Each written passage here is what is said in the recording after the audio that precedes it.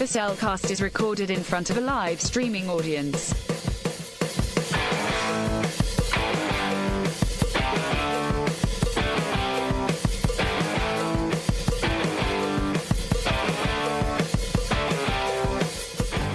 Hello and welcome to another episode of The Cellcast. Joining me today is a man who, well, he was looking for a bride, but thankfully he didn't have to go out and find some hard-to-find treasure in the middle of nowhere to get her to come to get her to agree to him. Welcome, Jacob. Why, thank you. And yeah, except being more pain in the butt. Oh yeah. Yeah, why, thank you. Let me introduce our co-host, a man who was trying to win the heart of a woman with a fire rat robe and wound up burning all of his fortune. Welcome through. See, this is why you got to make sure they come from the fire swamp. Genuine fire swamp, rodents of unusual size. Yes. This is where I made the mistake. Yeah, exactly. Anyway, Yes. tonight we are finishing off Ghibli month for this year with The Tale of Princess Kaguya, which is based on a 10th century Japanese folk tale and was actually the final movie directed by Isao Takahata, who previously on our directed Grave of the Fireflies, My Neighbors the Amadas, Pompoko, and things of that nature. So we didn't do his entire filmography. There is still a couple things we technically didn't do, mostly because they're television shows. And one that's a movie, but it's actually 4 television shows, episodes, kind of. Oh, okay. Gotcha. Talk about. Yeah, like... that was based on the story Anne of Green Gables. Oh, really? Yeah. Because the thing I think of, because we already reviewed something like that, was He-Man and She-Ra Princess Secret of the Sword, which was 4 episodes of She-Ra. The Batman Superman movie. Yeah, exactly. 4 episodes of Superman the animated series. So yeah, we may have to look into that. Well, I don't know if I care enough about Anne of Green Gables for that, but you never know. Right. So why don't we go ahead and jump into this very interesting movie? Yes. Certified fresh and spoiler free. This was my first time watching this movie. This is another one of those films that I remember seeing on the shelf at Walmart, I think when I worked there, because this one and The Wind Rises, I mean, they were a year apart, but this was around the time I moved to Jacksonville, was when these movies were coming out. I gotcha. This was not on my to watch list prior to us doing this show, because it honestly, just looking at the cover image of this, it kind of just didn't look like my kind of movie, because all the cover image is what looks like a young woman peering out between blinds, which is what it is. It is weird. But not knowing what it was, I was like, well, is this like heat of the night kind of stuff? What is the name of that? Thunder Rolls. Is this basically a Japanese version of the song Thunder Rolls? 3:30. Yeah, it's 3:30 in the morning. Not a soul in sight. The city looks like a ghost on a moonless summer night. Yeah, exactly. And she's walking around the house in a faded flannel gown. Yeah, exactly. That's kind of what I literally, without reading the back of it, just looking at the cover image. Okay. It didn't tell me a thing about what this was about. So it's not about a cheating husband who gets his upcomings in the third verse. No. That would have been interesting. That would have been very interesting. But that's not what this was. No, I literally just had no clue what this was when I put it on when I even put it on this list. It's like I just know it's a Studio Ghibli film, so I know it's going to be well animated and it's going to be very interesting to look at. Whether I was going to like it, I didn't know. See, here's the thing. If you're watching this on Max, they, for some reason, have this marked as a kid's movie. I disagree. If for no other reason than there is a scene where where the mom is breastfeeding her baby. Right.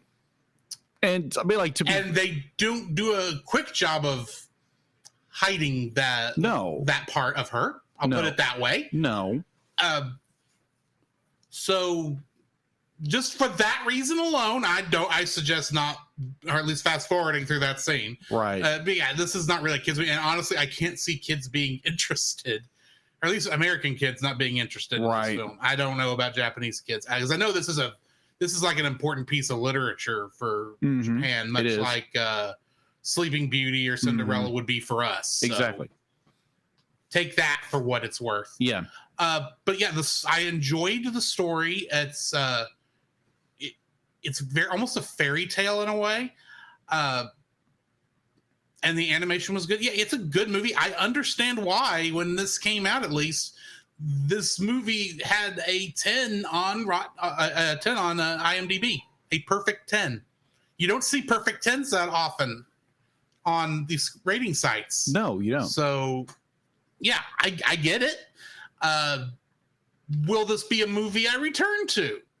Not anytime soon. Okay, fair enough. It's a good enough one. Much like The Wind Rises, if I was doing a watch through of the whole franchise, sure, I wouldn't skip it. But and I'm trying to think if there's one I would skip. Yeah, Ocean Waves. Yeah, Ocean Waves. I'd skip that in a heartbeat. But yeah, this is very well done. And the animation is beautiful for what it is. It's unique. It is definitely unique. But would I suggest you go out and watch it? Honestly, if you love film, if you love animation, I'm going to say yes. If you're just looking for something fun to watch on a Friday night, go watch Howl's Moving Castle for that, or something of that nature. Right. That's not what this is. This is actually a very tragic, sad tale. It is. I honestly was not expecting it, and I'm kind of wishing we could have gotten one more movie in this month so that we didn't have to end on a tragic movie. But yeah, that's my thoughts. What are yours? So before this was put on the list, I never heard of this story. Obviously, because I'm American, I didn't study Japanese lore or folklore or anything as a kid or as a young person. And the only time I ever heard of Princess Kaguya, am I saying that right? Kaguya, yeah. Yeah, Kaguya. Well, again, I'm going to butcher it, so apologize in advance. So, quick question. Inuyasha. Oh, that's Kagome. Never mind. Yeah. There is some anime I know I've watched. I'm fairly certain you have too, where the person's last name was Kaguya.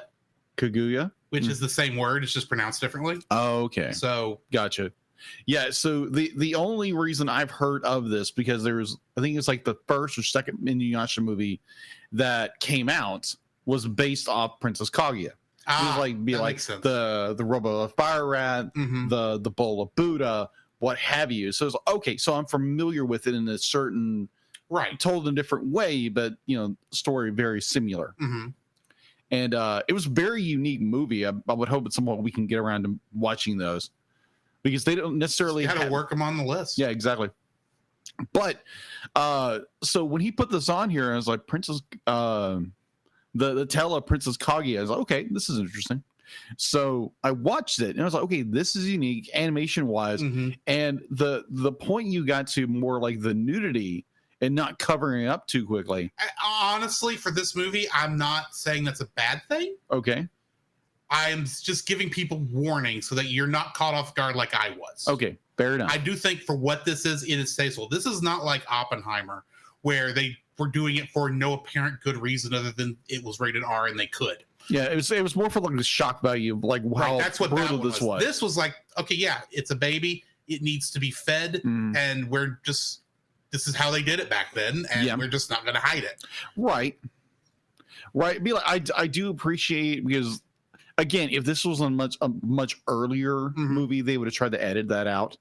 But if this was if this was Disney, they probably would have tried to edit it out. They probably would have. The fact that this is the first one that Disney didn't touch. Well, Disney Japan still had something to do with it. Yeah, they did. The main Walt Disney Company had nothing to do with it at all. Is very obvious. Because I mean, we don't even get the that first credit after the Studio Ghibli logo is all in Japanese. They didn't translate to English like they have with every other film. Right. Sorry, continue. Right. But I do appreciate films like this when they do have they do have nudity in them, but it's more natural nudity. It's nothing pornography. This is definitely not sexy. Not sexy at all. And I can semi blame because the American culture is so definitely its early inception was very much nudity and sex was a terrible thing. You don't show it, you don't even speak of it. Where in it's just how things were. It's how things were. It's things be like when I was over in Germany. They didn't have the Puritan influence that America and the Western world had. Exactly. So as an example, I was an admission trip in Germany, and Germany, being part of the old world, be like you would walk by like a fountain. By a fountain, and there's kids literally just stripping butt naked to get into the pool. It's like that is weird, but at the same time, it's a different culture.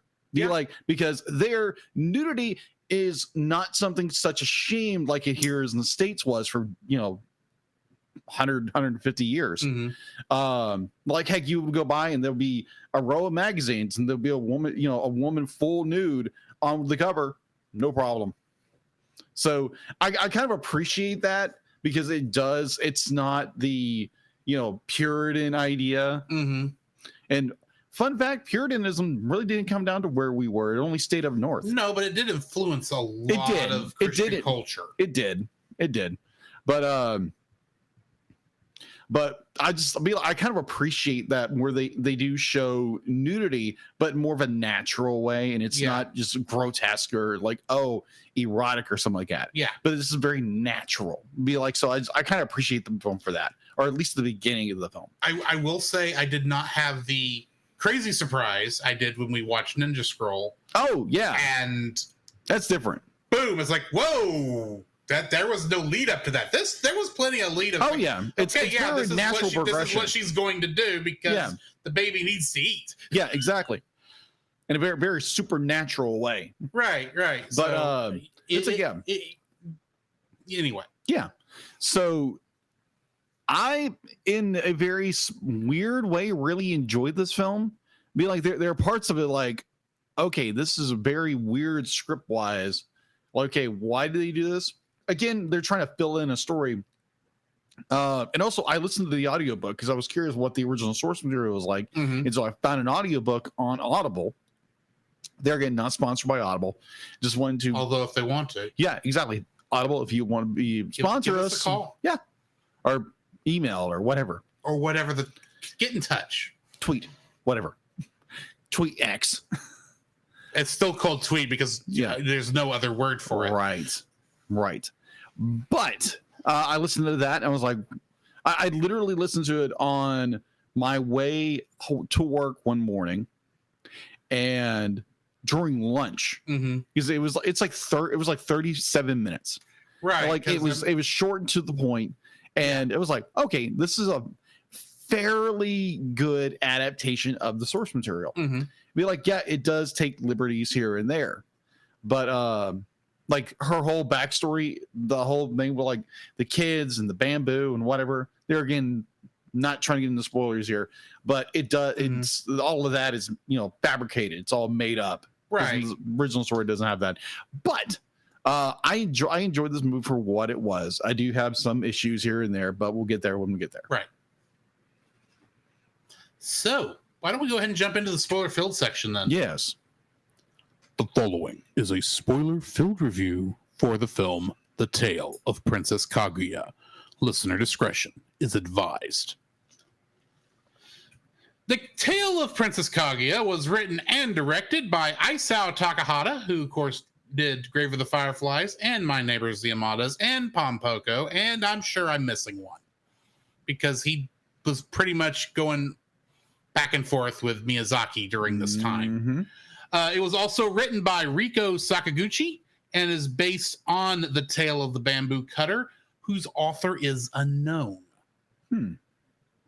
Getting into the cast for the English, and of course this is for the English dub. Chloe Grace Moretz plays the Princess Kaguya, aka Little Bamboo, and she was Wednesday Addams in the animated Addams Family movies. Really? James Caan played the Bamboo Cutter, and in The Godfather he was Sonny.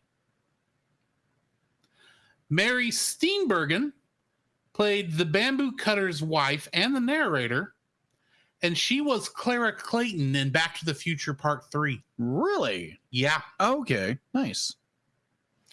Darren Criss played Sutemaru, and he plays Raphael in Batman versus the Teenage Mutant Ninja Turtles. Oh, okay, cool. Lucy Liu voiced Lady Sagami. That was the tutor.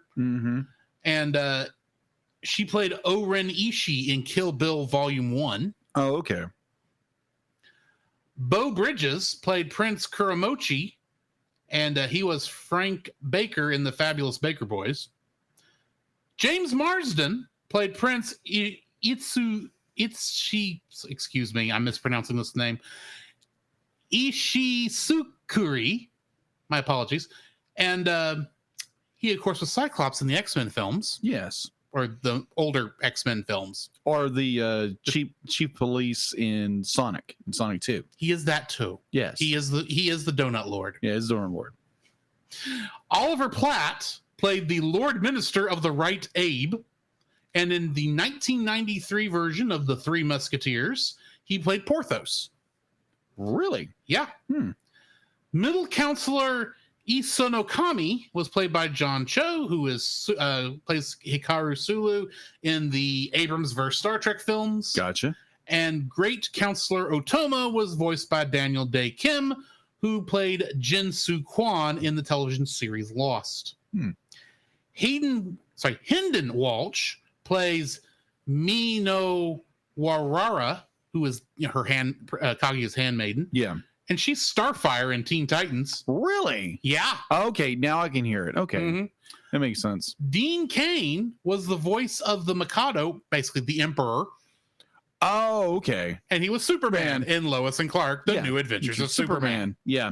Have you tried watching that? Not since it was on television. Oh, my word. So that was my original Superman, and I have not watched it since then, and I'm afraid it's going to be ruined. Yeah, agreed. So I mean, when the pilot on Wings does such a good job as Superman in the animated series. Agreed. I watched like 2 or 3 episodes, and I was like, you know what? I'm curious. Oh my word! I'm sure it's cheesy. Oh, it is cheesy beyond belief. I'm sure it's like 66 Batman era cheesy. Not like kind of, but it's more. It focuses on more like the romance between Clark and Lois, and Superman is almost like a background character. Like, yeah, he does things. Like, I remember as a kid, oh my gosh, it was amazing. A Superman's on television. And I cried during a season finale of that show because I thought Superman was leaving Earth. That's fair. That's fair. I was a kid. I didn't know any better. Fair. I think my family watched that entire season as it came out on television. You know, back in the day where you had to wait a week for a show to come out, not Netflix, where it all comes out a bunch. Like, yeah, back in the day, you had to wait. Lastly, George Segal played Inbe no Akita, the person who gave her the name Princess Kaguya. Okay. And in the television series The Goldbergs, he plays Albert Pops Solomon, which I've never watched The Goldbergs, so I have no idea. Kingdom Hearts connections. How many do you think we got? Ezra covers up his screen. I do this every time because I know you don't think to look over here before I say Kingdom Hearts connections. No, I don't. I would say probably a good maybe. This was done in 2013 and 14. 14 English version, and it can include the Japanese dub. Okay, so let's go with a good round 4. Lower 2. Yes, nice is 2. Hendon Walsh, who was the handmaiden, took over for the original voice actor in Kingdom Hearts for Alice because. I'm sure the actress was aged out by that point. Probably. And then Andre Robinson was additional cast in both. Okay. So yeah, Nice. that's what I got in the cast list. What do we got in info and stuff? All right, so IMDb has a 8.8 out of 10. Rotten Tomatoes has 100%. Maybe it was Rotten Tomatoes. I was saying that was like Yeah, a Rotten score. Tomatoes. Yeah, Rotten That's Tomatoes. still next to impossible. You don't see that. No, often. you don't. But I think it's just how unique this movie is. Mhm. And then its audience score is 90. Right. So I think it's the highest rating Miyazaki film. I think of Well, Ghibli. yeah, Ghibli. That's what I meant to say. Ghibli film that has been 100% on Rotten Tomatoes. Mhm. Let's see. Obviously, available to watch on Max. That's where I watched it. Production was Studio Ghibli. Distribution was Toho. US was G Kids. Box office originally aired in Japan on November 23rd, 2013, and here in the United States on October 18th, 2014, a year later. The film, I'm just surprised it was available for Academy Awards at that time. yeah, I know this one was up for it was. Best Animated Feature. Not that it won. Yeah, but it was nominated. It lost to a Disney film, I think. Wait, was that the year that Wreck-It Ralph came out? I don't know. Double check that if you would. I'm curious what it lost to. Yeah, now. double check that. If I'll you look that would, up while please. you're doing that. Yeah. So the film debuted at first place during its opening weekend in Japan, grossing 287 million yen. That converted into US is 2.8 million by February 2nd, 2014. What? Continue. It had grossed a whopping. Wow. Okay, that's huge. 2.3 trillion or 22.6 million dollars in the Japanese box office. Subsequently, grossed 2.47 billion. That's conversion to $25.31 million in Japan, where it was the 11th top grossing Japanese film in 2014. Let's see. Oh, I totally goofed up. Hey, can you do me a favor and look up that information real fast, what it actually won, before I can actually get the information I need, if you would? Well, first off, let me say Best Animated Feature for 2015, which is the one it was up for. Yes. It was going up against Song of the Sea, How to Train Your Dragon 2, Oh. The Box Trolls, and all of these lost to Big Hero 6. Oh, okay. So, okay, I'm looking up what now? Just give me a few seconds where I can find more information, because I forgot to put it on here.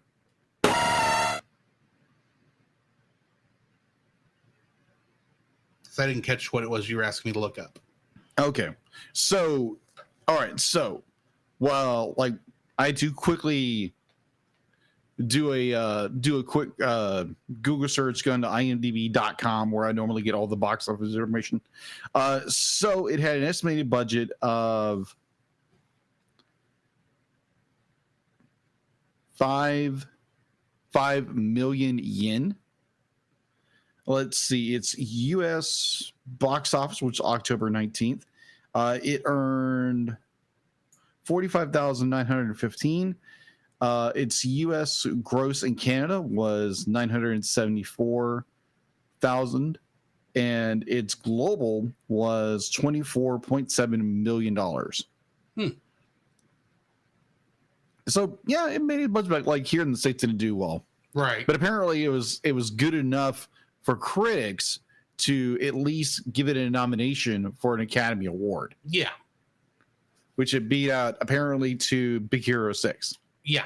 which we've already reviewed. We have already reviewed And it's a fantastic film. And we reviewed How to Train Your Dragon 2. Yes, we have. We still need to review the third one. And to everybody's shock, they premiered the live action trailer for How to Train Your Dragon. Yay. Yay. It sounds I don't like know. I'm still of the thought, do we really need live action adaptations of animated movies? yeah, agreed. But I recognize I'm in the minority, apparently. Right. Anyway, continue. But yeah, that's box office. Let's go to home release. The Tale of Princess Kaguya was released in Japan on DVD and Blu-ray by the Walt Disney Studios Japan arm on December 3rd, 2014. The Blu-ray sold 13,784 units by January 2015. The DVD's release sold 8,208 units by December of the same year. A further 15,718 units were sold between December 8th of 2004 and June 7th of 2015, and a combined of 23,926 DVD units. Now, it sold a lot in Japan in 2015. The North American release, the film was released on DVD, Blu-ray, and digital download by Universal Home Entertainment on February 17, 2015. The DVD and Blu-ray release grossed $3.42 million in physical sales as of April 2023. And apparently in the United Kingdom, it was the second gross highest selling foreign language film. And apparently in Indonesia, it was the best action film besides The Raid 2. I don't see how you call this an action film. I wouldn't call this an action. No, I don't know why. It was in Indonesia. I have no idea. I'd be like, we are friends with someone who's from Indonesia, but right. But yeah, that's all I have for an info and stuff. All right, getting into the summary. A bamboo cutter discovers a small girl inside a glowing bamboo shoot. Believing her to be a divine presence, I mean, she kind of looked divine, he and his wife decide to raise her as their own, calling her Princess. The girl grows rapidly, earning her the nickname Little Bamboo from the village children. Sutemaru, the oldest among Little Bamboo's friends, develops a close relationship with her. The bamboo cutter comes upon gold and fine cloth in the bamboo grove the same way he found the princess. He takes them as proof of her divine royalty and begins planning to make her a noble princess. He relocates the family to the capital, forcing the girl to leave her friends behind, and the family moves into a mansion replete with servants. The girl is saddled with a governess who is tasked with taming her into a noblewoman. The girl struggles with the restraints of nobility, yearning for her life prior in the countryside. When she comes of age, she is granted the formal name Princess Kaguya, or the Shining Princess. The bamboo cutter holds a celebration where Kaguya overhears partygoers ridiculing his attempts to turn a peasant girl into a noble through money. Kaguya flees the capital in despair and runs back to the mountains, seeking Sutemaru and her friends, but discovers that they have all moved away. She passes out in the snow, but somehow awakens back at the party. Kaguya grows in beauty, attracting suitors. 5 noblemen attempt to court her, comparing her to mythical treasures. Kaguya tells them she will only marry whoever can bring her the mythical treasure mentioned. As spring arrives, the princess wishes to see the cherry blossoms bloom. Her mother and a handmaiden take her back to the country, where a blooming tree stands not far from her old hut. Reveling in its bursting forth with life, she happily whirls amid its petals and stumbles into a child. The child's family beg for her forgiveness and leave, reminding Kaguya of her new identity and status. Returning to the capital, the cart the group is in finds itself stuck when a ruckus is heard outside. Kaguya notices several men running through the streets, and upon seeing one of them, recognizes Sutemaru, who is stealing a chicken. Unable to contain herself, she cries out to him, but upon realizing her station in life, quickly retreats into the carriage as it drives off. Sutemaru attempts to go after her, but is beaten by those pursuing him as Kaguya cries. 2 suitors attempt to persuade her with counterfeits, the third abandons his quest, and the fourth gives Kaguya a flower instead of his treasure, but is found by his wife before Kaguya can accept. When the last suitor dies in his quest, Kaguya becomes depressed. The Emperor of Japan takes notice of Kaguya's beauty and tries to kidnap her, but she convinces him to leave. Kaguya reveals to her parents her moon origin. Once a resident there, she broke its laws, hoping to be exiled to Earth so that she could experience mortal life. When the Emperor made his advances, she silently begged the moon to help her. Having heard her prayer, the moon restored her memories and promised reclamation at the next full moon. Kaguya expresses her attachment to Earth and her reluctance to leave, the bamboo cutter swears to protect her and begins turning the mansion into a fortress. Kaguya returns to her home village and finds Tsutomaru. The two profess their love, and in their joy, they fly over the countryside, only to encounter the moon and fall. Tsutomaru wakes up alone and reunites with his wife and child, interpreting the experience as a dream. On the night of the full moon, a procession of celestial beings led by the Buddha descends from the moon, and the fortress is unable to stop it. An attendant offers Kaguya the robe that will erase her memories of Earth. She embraces her family one last time, and before the robe embraces her, they leave, and the bamboo cutter and his wife are distraught as Kaguya looks back on Earth. Tears fill her eyes. Getting into the trivia for this, in several scenes in the movie, Kaguya, Lady Sagami, and Ona can be seen wearing multi-layered kimonos called junihito. Both the number of layers and the coloring of the layers worn would be dictated by the occasion, status, and season the wearer is in. The scroll which Lady Sagami unrolls for Princess Kaguya is based on actual scrolls. In 1999, Isao Takahata published a book comparing these 12th century picture scrolls to cinematic animation.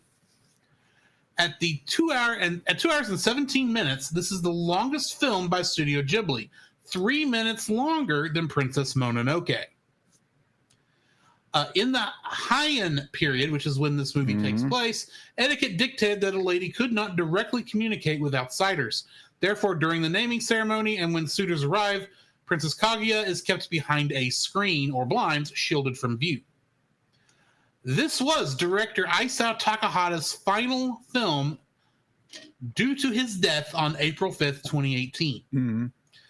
Lastly, this film was originally set to premiere the same day as The Wind Rises, honoring the fact that Grave of the Fireflies and My Neighbor Totoro also premiered on the same day, but delays in production forced the studio to move the day to November. And that's what I've got in the trivia. Okay. What is your first like for this film? What is my first like? My first like would be the interesting art style.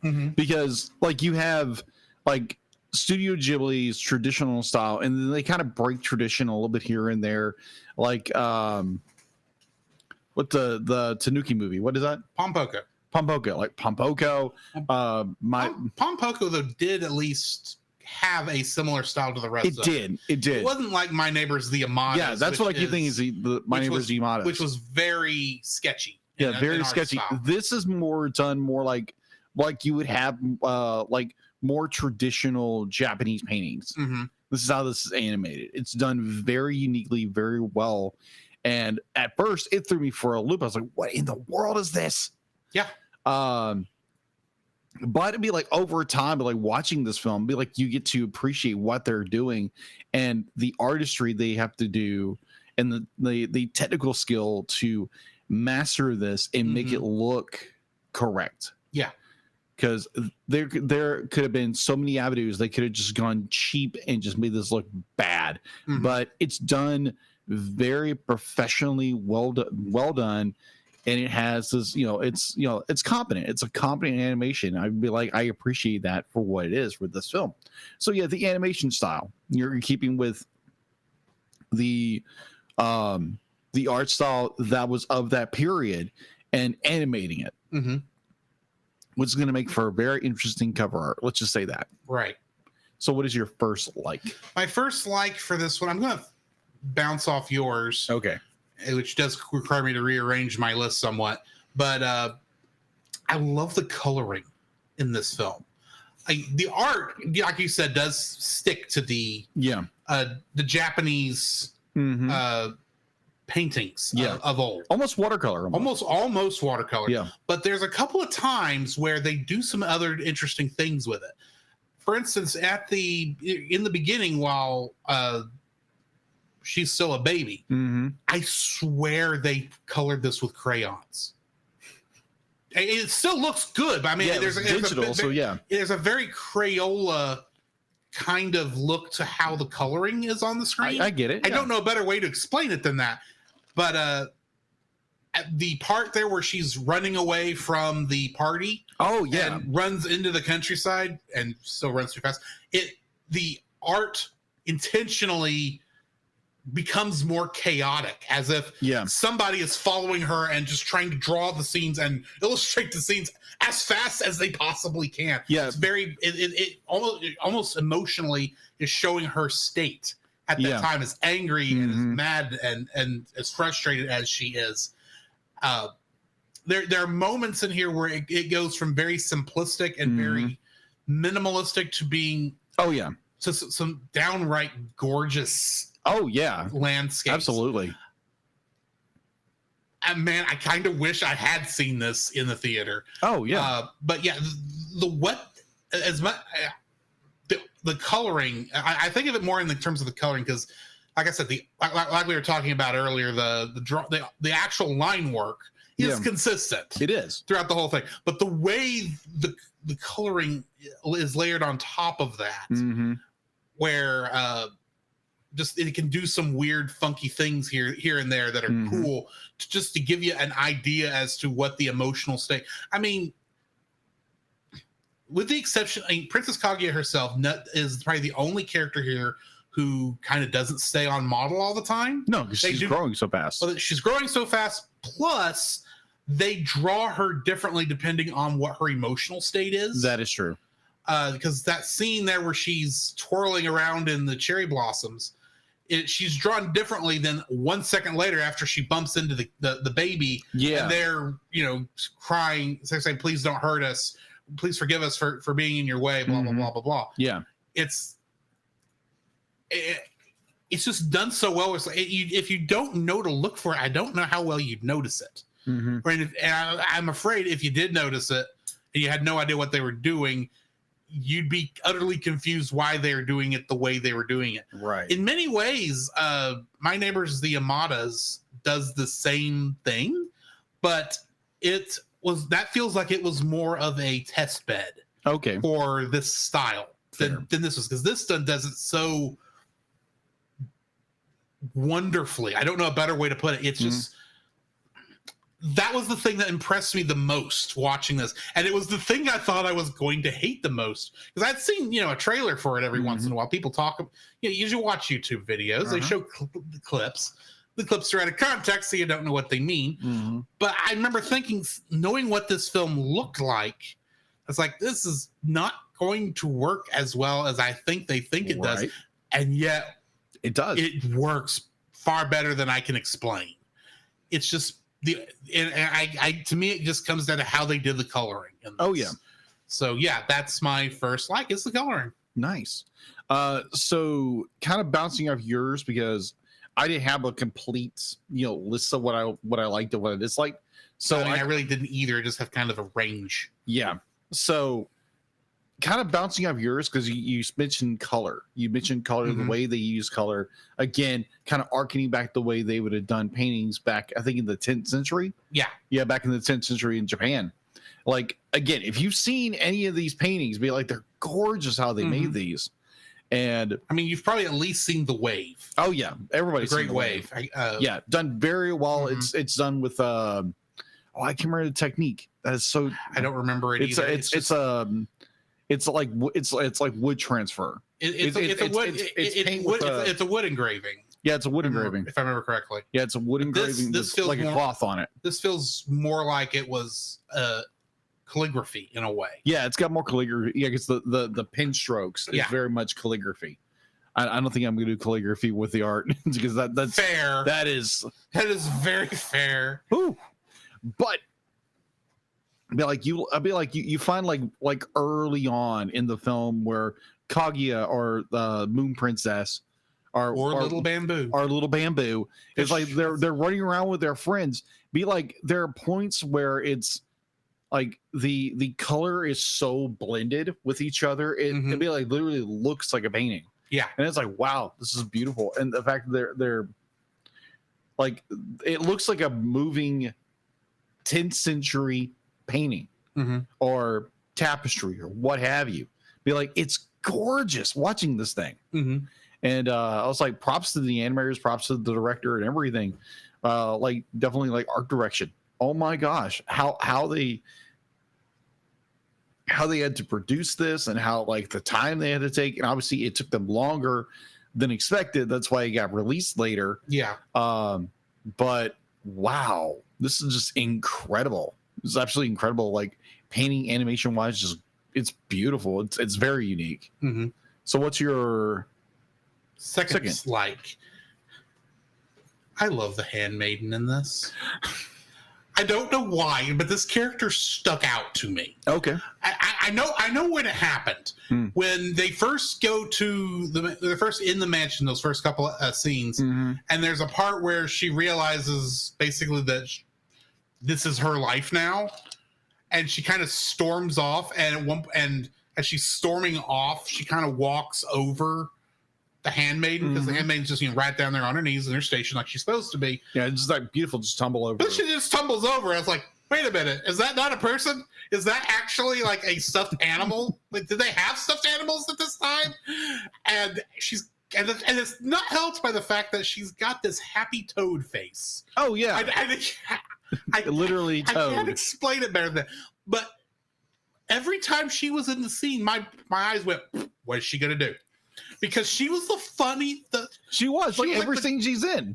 She I'm not gonna say she ate the scenery, but it's like, no. What are they gonna do with this character now? Exactly. And I was so happy when they get to the end, and they've tried everything they can do to keep the princess on Earth and not going to the moon, and nothing is really even breaking the magic that's taking her over to get her up there. Until Handmaiden comes out singing that song, because Handmaiden's the only one who really understood her, except for her mother. Yeah. And her mother took a while. Yeah. But it's like she understood what she was the one who understood best, and that is what actually broke that spell momentarily, just long enough for her to at least be able to say goodbye. So, yeah.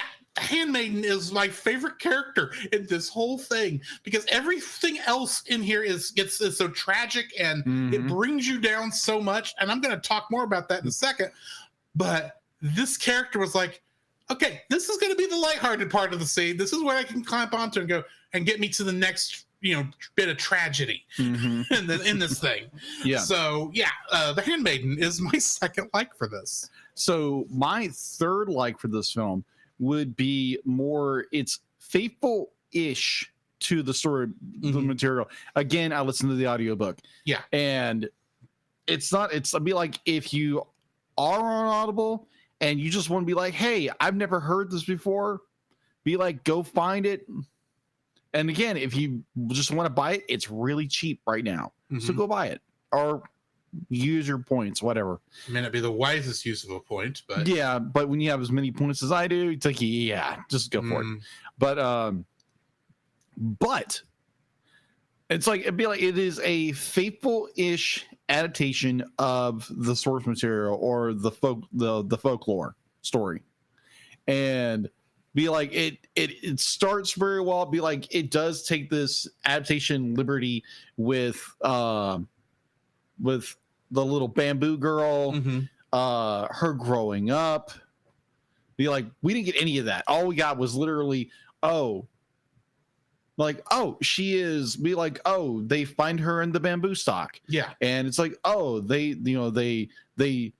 nurse her, and the next scene be like, she's an adult girl now, and so now she's got suitors, and they were literally, because the way they adapt this is literally you have an entire lifetime with this girl, and you even though it's maybe 5 years. Yeah, it's like 5 years, but it's so well done. It'd be like, it's like you take this adaptation of this ancient folklore from the 10th century AD. I think it's AD, right? Yeah, AD. But Japan didn't exist in BC, right? It didn't. No, it didn't. It was not founded until like the 4th that's or 5th right. century. Yeah, that's right. As long as you don't go by what the emperor's official history says, that makes it sound like it's been around for 50 million years. Yeah, I know. With the rest of their mythology, right? That's the thing with the mythology; they can just stretch it for an infinity, right? But like the adaptation of this from the source material is just genius, because be like, you're taking what was oh, she's an infant, to suitable age for marriage. That's within a year. Within. They don't really say how long it is. In the source material, in the right. In the folklore, it's literally, oh, she's an infant, oh, she's an adult, and it says like within the span of maybe like a year or something like that. Yeah, it's something like that. And the reason she's doing this is because she's connected to the bamboo, I assume, and bamboo grows fast. Mm-hmm. Exactly. But with this adaptation, they literally give you time to understand who she is, what she likes, what she doesn't like, mm-hmm. and you get to connect with her, because in the story, you really don't really connect with her that well. So you don't understand her plight. Yeah. It's like, oh, suitors. Oh, be like, because I want to be, I don't want to get married. So I'm going to send this ridiculous request to these guys to do this. And that's like halfway through the movie, you finally get that scene. But this movie, they forgive me if I'm jumping on what you're about to get to. It's the fact that they're humanizing this character. Yeah, they're humanizing her. Because in the original story, she's not really human. Right. Like she's there, and she's very dismissive of people. Mm-hmm. And this one, you get why she's dismissive. You get why this and this. You get why she feels this way. Yeah, Everything. And a lot of and I'll get into some of my dislikes, because it does make her more human. And the exact same way, it makes her a little more annoying in every step of the way. Mm-hmm. I'd be like, I think like even the end of the original story or the original folklore in this kind of irritates me a little bit, but I'll get there when I get there. Right. But this adaptation is done very well, because source material, you went from infant to bachelorette. Mm-hmm. That's it.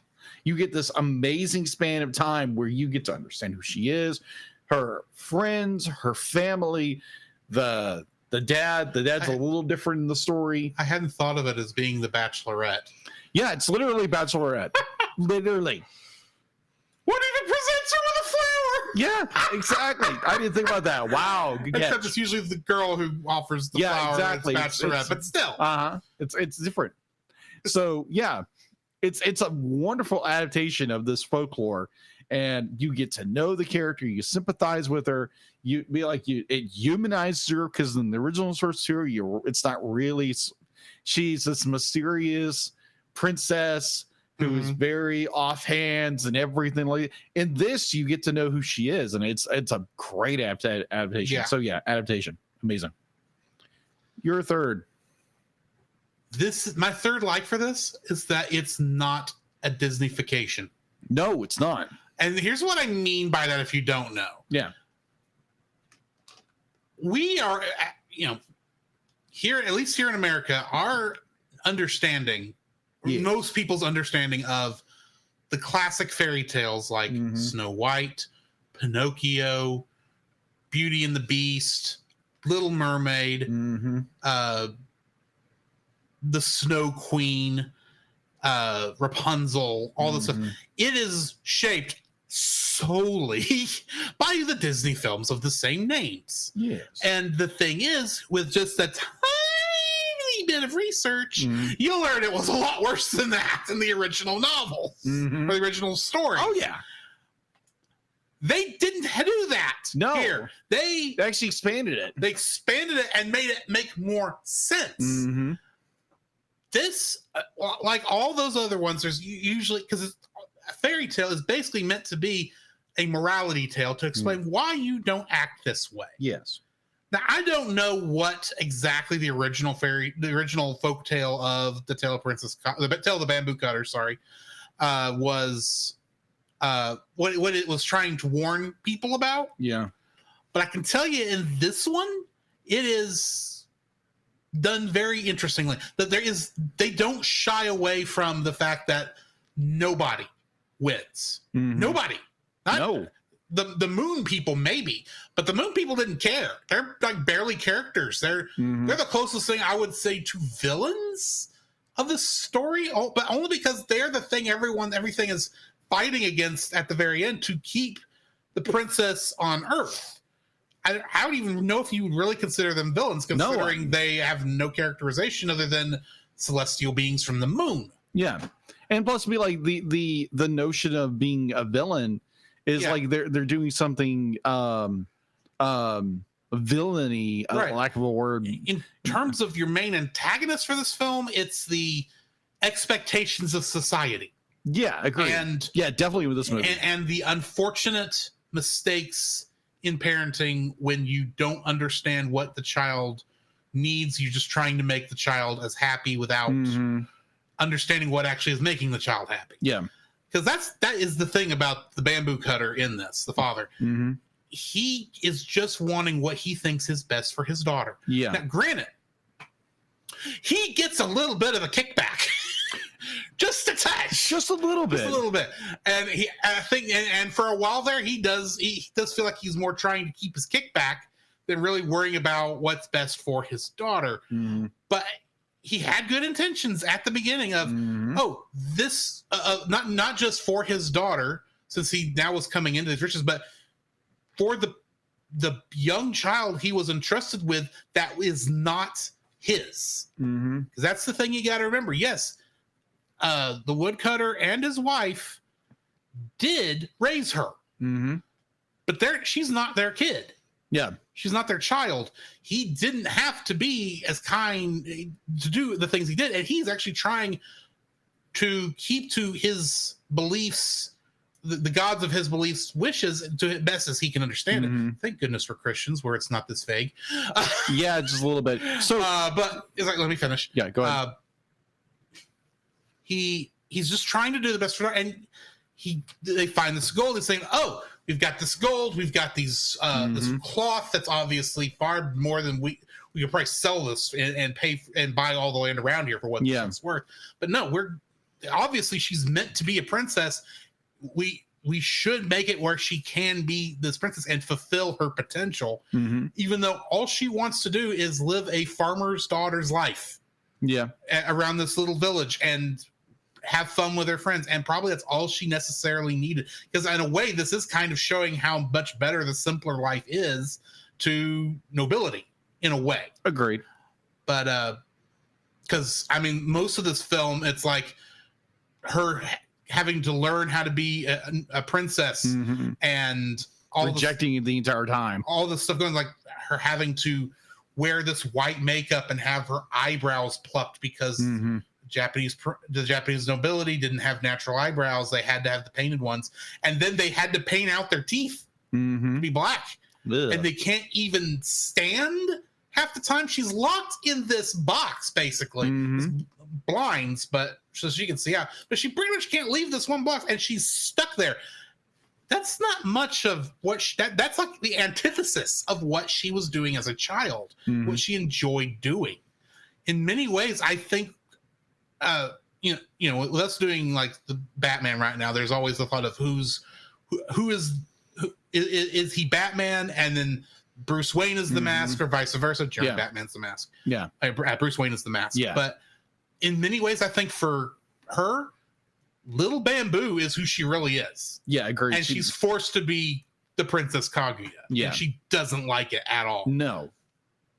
She's literally having to be like being what is the word? I'm forgetting the word escapes me for the second. But it's more be like having to shape in the image of what her father wants her to be, and she doesn't want to be that. Yeah. And there's so much. It's even foreshadowed at the very beginning when the kids are while she's a baby, and the kids are calling her Little Bamboo, and he's calling her Princess, and she is running off to go be with the other kids because, that she is. And then finally she turns around and goes back to her father, and it's like, but you can tell it's reluctant, and that's like the entire movie in one scene, in many ways. Except at the end, she doesn't want to leave, because even as much pain and suffering and hardship as she's gone through, and as miserable as she's been, it was still what the life she was wanting. In a way, it wasn't maybe not exactly what she was wanting, but it was still what she wanted, and she wanted to experience it fully. She didn't want to go back to the moon that fast. Anyway, sorry, you were about to say it's like there's with this story, it's more of she has to reform to what her father's wish is. And like in the story, it's more this be like the whole mansion and the treasure and everything. But like, yeah, the treasure's there, but they still live in the woodcutter shed. Yeah, be like, there's no big mansion or whatever. They built the woodcutter shed there on the property. It's the kitchen, but still. No, it'd be like they actually be like in the movie they go away from it. Yeah, they moved to the capital. Okay. Yeah, they moved to the capital. Saying in the original story they just built the mansion around the No. There was no mansion whatsoever. Oh, okay. They literally just lived in this hut, in this the woodcutter's hut, because the suitors have to go there. Okay. And so does the emperor. And so be like, yeah, this be like it's interesting because at the very end of the story, because be like how the folklore ends is that the people come to retrieve from the moon, and just for some weird reason the emperor is given the elixir of life, but he finds that he is too noble in order to take it, so he takes it to Mount Hirai, but what's the big one in Japan? Fuji. Yeah, Mount Fuji, and has it burned up there. And the folklore is it was from the emperor burning the elixir of life while there's smoke coming from Mount Fuji. And so like a lot of mythological stories, one leads into another. Yeah, agreed. And I'm thinking in the back of my head, I'm like, wait a minute. So the emperor who is infatuated with this girl, and it's like, oh, she's so pretty, everything. Be like, oh, I'm going to dismiss everybody to have her. Be like, oh, yeah, because the gods give him the elixir of life, which is just told at the very back end of the story. And be like, oh, no, I'd be like, no, I don't want to be immortal. So I'm going to go send it to Mount Fuji. And it's like, no, he would have taken that in 3 seconds. Yeah. Just say it, because that's what people do. Be like, are sin nature? Oh, heck yeah. If I can be immortal, it's like, yeah, most of them died because from what? Mercury poisoning. There is a reason why the tree of the second tree in the Garden of Eden, the tree of life, was kind of closed off from us before we could get to it. After we made the mistake of eating from the tree of the knowledge of good and evil. No. But it's like, yeah, I completely agree. So let's get into our dislikes for this film. Yes. I guess I'll go first. Yes. My first dislike for this film. This is a hard one to come up for dislikes.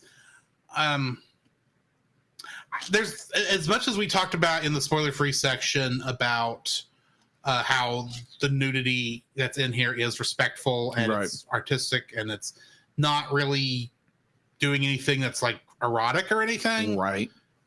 There is just a part of it. It's like, could you have done this in a way that you still didn't have to show it?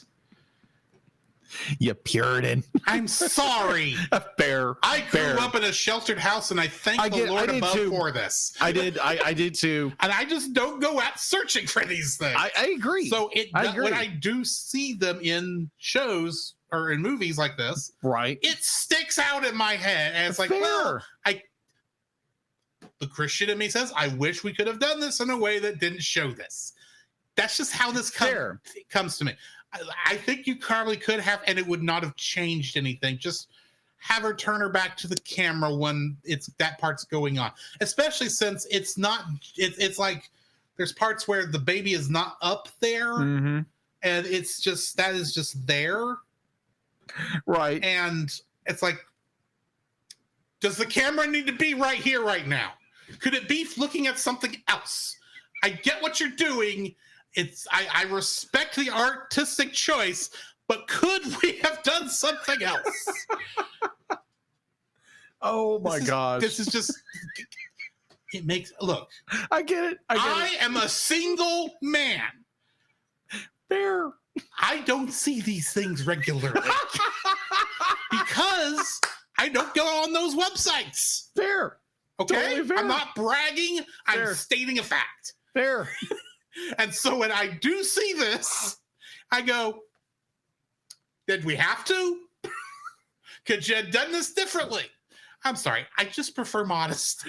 Fair. I get it. And I get this is just how things were. This is how the culture affects me. So you know what? This is probably just a me thing, but was there a way this could have been done with her not facing the camera so it didn't have to be shown? Granted, different cultures. I just need to get over it. But if you're going to talk about things I disliked, okay, fair enough. This fits that. Fair enough. That category. So, and I'm also going to say, this might be the only dislike I have on this. Oh wow, wow. Okay, so again, be like, I said, I may come up with another nitpick here in a second, but right now, fair. Be like, again, be like, I am more of the. They're gonna. I was in the same way. Like nudity was bad and whole enchilada. You refrain from nudity because nudity is evil. Nudity is not evil. It's you're doing it in the wrong context. Well, be like for me, like be like I wasn't taught. Bill, I was told be like you don't look at someone in the nude. It's definitely not polite. Yeah, I agree. And you should do what you can to refrain from it. Yeah, I agree.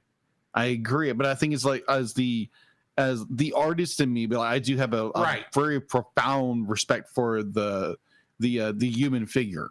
Let's just say there is a very funny story about the one time that I was in an art class and we had a nude model. Oh yeah, that's always interesting. But we're not going to get into that story right now. Of course. Yeah, art be like doing art in college is always fun. Yeah, exactly. You're like it makes you either A, you go back in your shell, or B, it's okay, get used to it. I'm just saying I hid behind the easel even though she was comfortable with it. I'm just saying. Fair, I get it. And I totally get it. And while I drew the appropriate curves where they needed to be, I did not actually draw the thing. Oh my gosh. I may have this somewhere. I don't know. I will tell you a story after we done airing because it's absolutely hysterical. Because I had to. So, Girl Dad, which I believe is Andy from the Rushmore show, is saying the people want the story. Well, you know what? If you want the story, DM me. Tell me you're gonna sign up to our Patreon. I'll tell the story on Patreon. Yeah, there we go. Will make that a Patreon exclusive. Exactly. It's not really embarrassing. It's just in a way it also is embarrassing. Fair. But anyway. But yeah, I totally get it. I do. I think it's just like from my time going to like UT Tyler, which is part of the UT system. Going to those schools, doing art there, and the whole enchilada kind of makes you not as a little more not as afraid as nudity. It gives you more of that art culture. Yeah, but I totally get it. I totally get it. Like I said, it's not the kind of thing I shy away from, especially if I kind of know what's coming. Right. Or I suspect it's coming. It's just, there's always that part of me that's still that little remembers childhood. Yeah. Oh. And goes, you don't do this. This is against the rules. You will get spanked. Oh. I get it. Okay, really quick story. So, this is like, I may have to edit part of what I just said out in the final thing. Hang on. Yeah, I bet you're happy. But really quick story when it comes to that. So I'd be like, I was like on my second or third date ever. I'm not bragging or anything. This was back in the early like 2002 or whatever. So the girl I was dating, it really turned into more like a friendship. But we were over at her house and we were watching a movie called Double Jeopardy. If you've never seen it, it's a pretty good film. Let's just say that. And so it comes up to a scene where the main character of Winona Ryder, I think it's a Winona Ryder film. It's her and her husband character, and they're actually having an intimate moment together, and there's nudity and everything. And her mom walks in and it's like, "Oh my gosh, this is so terrible!" You know, like Drew said, and the young lady I was with, she was like, it's like, "Mom, we're two consenting adults. We're both 18. It's fine." So this is like to me. I'm gonna go back to that night at her parents' house and watching this movie, and her mom coming up flipping out. It's just, bravo, Sherry. That was awesome. that will not leave my memory ever. But yeah, I thought that was kind of a funny moment to share. But okay, that is your first dislike of the film. Yeah. Okay. Like I said, I am in full nitpick territory here because, like I say, artistically, I get it, and they do it very well. It's just there's a part of me that wishes it was done slightly differently. Yeah, fair. And again, be like, if you are one of those that maybe you do have a like an addiction to pornography or something like that. Why I gave you the warning during the spoiler section. Fair. Because, I appreciate it. And I even sent you, it's like, hey, by the way, this is here, just so you're not surprised. Fair. But I do appreciate it. Yeah. But I saw it and I was like, whoa, okay, that's different. But I was like, okay, I appreciate it. Yeah. But so my first dislike of this film, and that's the only one I wrote down. Now, granted, there's little problems here and there at the back end of the story, but the father, be like, yeah, I understand his intention. Be like, he definitely in this story, in this adaptation, the movie we're reviewing, be like, he finds the little girl in the bamboo shoot, he finds the gold, he finds all the cloth, and he believes that the gods, in air quotes, are telling him that she is a princess, she should be raised as a princess. And in the original story, it's like she's raised as a princess at the hut. In this adaptation, they leave the hut and go and live in the capital and live this grand mansion, the whole enchilada, to where she's to be raised as a princess. The fact would be like, I think it's a great story. The father annoys me half the time because he is like, oh my gosh, this and this and this, because he finds his boasting. He finds that he has become comfortable with this and he's willing to do whatever it takes, because he went from, this is what the quote unquote the gods have told me to do this through all these signs, and now it's becoming about him. It's becoming about him. And there again, it's a nitpick. It's not even really a dislike, but it was more of this man's ego has become so great that at one point he's literally willing to sell his daughter to the highest bidder. I'm like, as a Western guy who recently got married, it's like, wow. Understand me, like, that's the way it was back in culture. But I'm like, geez, dude, dang. Wow.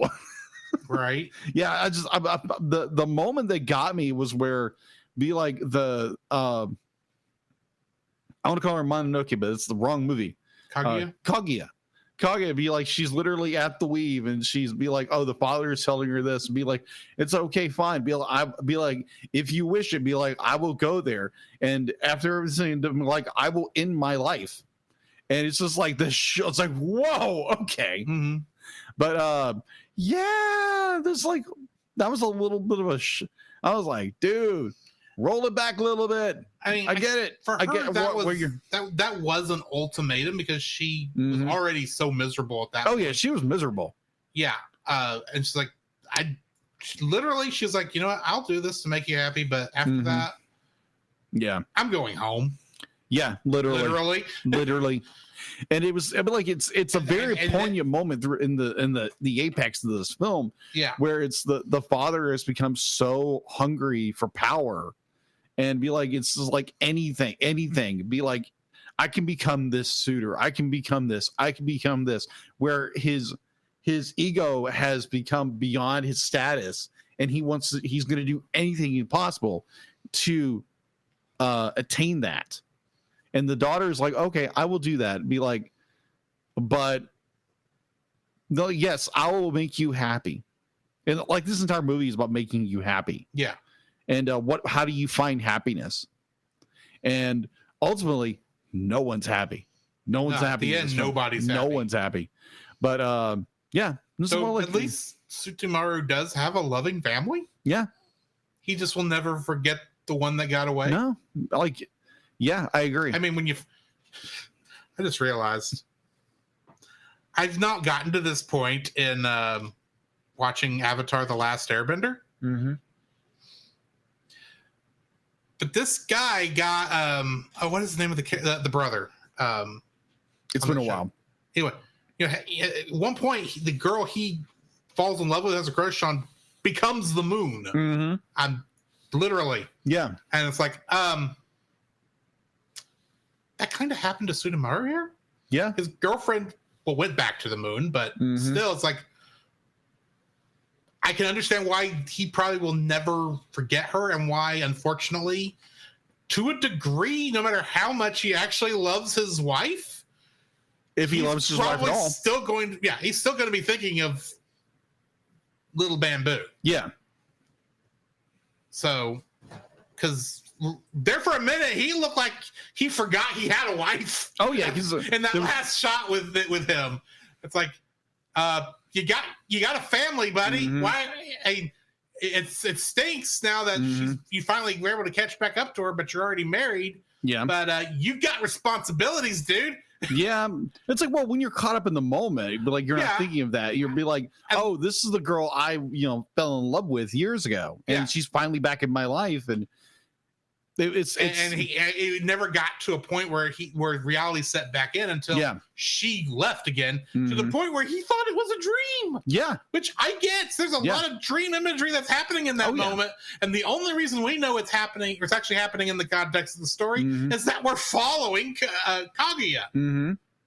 So that's my first dislike of the film. What's your dude, I just now realized where the name Kaguya was reminding me of. What's that? You know our friend Nate Marchand? Yes. And his producer Jimmy? Yes. And Jimmy's new wife, Kaguya? Kaguya, yeah. Named after this character, probably? Oh. That just crossed my mind. Yeah. So I hadn't made that connection just now. So. Poor Jimmy. We just realized what probably was going to happen with that story. Fly me to the moon and let me bathe among the stars. Poor Jimmy. I'm just saying. This is projecting what's going to happen. If Jimmy gets up to the moon to look for her at some point. Yeah. And he finds the spear of Longinus. We're in trouble. We are in trouble. Either way. And then somehow we want to pop it up in the episode. It's like, no, we're not going near this. Nope. Yeah. Where's the frog? Moving on. Yeah. Where's the toad girl? Where's the toad? Where is the anti-umbrage? Where's the anti-umbrage?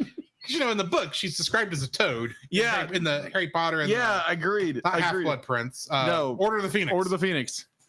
Anyways, so you were talking about that one scene, and like oddly enough, it reminded me of a scene in a Harry Potter book, which that would have been in Deathly Hallows, where Harry and Hermione are now by themselves after Ron split because he got angry about everything, like Ron does in the books and in the movie. He's an idiot. He's Hermione's idiot, but an idiot. He's being controlled by the Horcrux by that point. Well, true. Yeah. And he's jealous of what he not thinks. For the first time. No. But we're not this mistake before. Yes, he made this mistake before. Moving on, though. Yeah, moving right along. But there was a point where it's Harry, Hermione in the forest, and they're more at that moment where it's more like Hermione says something very profound. It's like, like Harry, we could just run away here and just live here together forever. Like that moment where it's like, you know what, we could just disappear. We could disappear and that could be it. Mm-hmm. We don't have to do anything. Be like, we could leave everything behind and just run away. But obviously they don't. Yeah. But that scene in particular made me think of that moment in the books and the movies. But be like, oddly enough, that wrapped around into a Harry Potter thing, which is weird. Considering how long it's been since I've read Harry Potter. Yeah. Anyway. Yeah. Anyways. My second dislike, technically? Yes.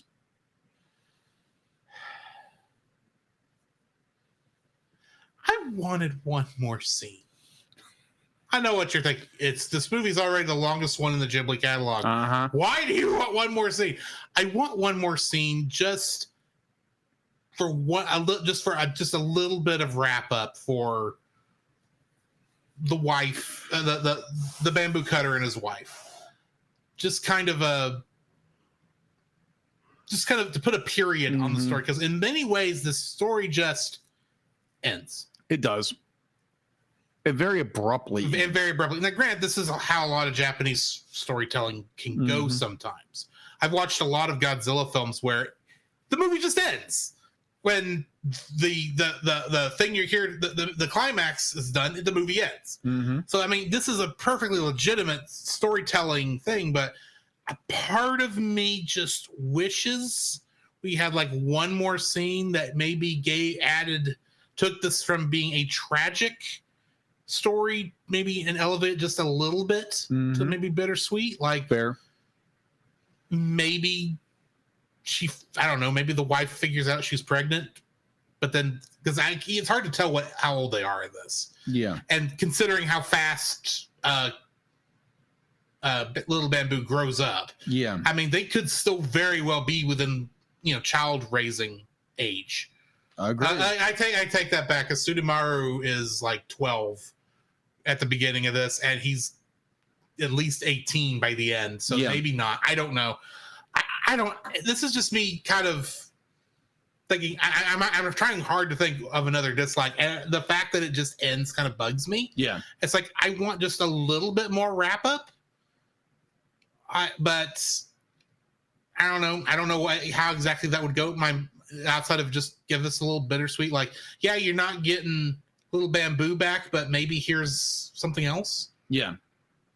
Or I don't know. That would not even be appropriate for the story, because the father literally did not understand what he had in front of him until after everything was said and done. Yeah, but I wouldn't say until after everything's said and done, but he realized it too late. Yeah, and he still reacted the way he would have in order to protect what he should have been actually taking good care of the whole time. Yeah, I'm not saying he didn't take good care of her. I'm saying he didn't take he didn't take into account what she really wanted and what she needed.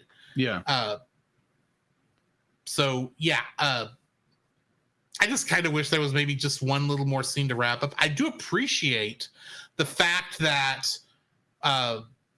as the movie is ending and she's going up there and she's